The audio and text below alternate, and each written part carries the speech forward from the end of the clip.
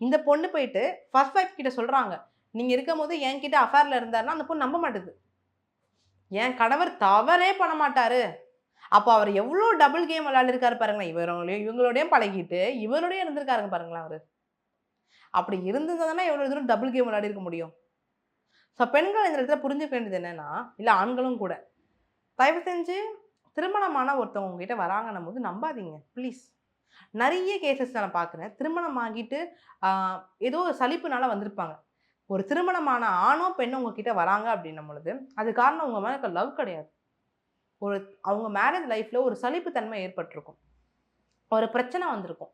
அந்த பிரச்சனைக்கு தீர்வா நீங்க ஒரு மருந்தா தான் இருப்பீங்களே தவிர, நீங்க பெர்மனன்ட்டா இருக்க மாட்டீங்க என்னைக்குமே. ஸோ உங்க கிட்ட இருக்க காசையோ, சொகத்தையோ எல்லாத்தையும் அனுபவிச்சுட்டு, திருப்பி அவங்க அங்க தான் போயிடுவாங்க.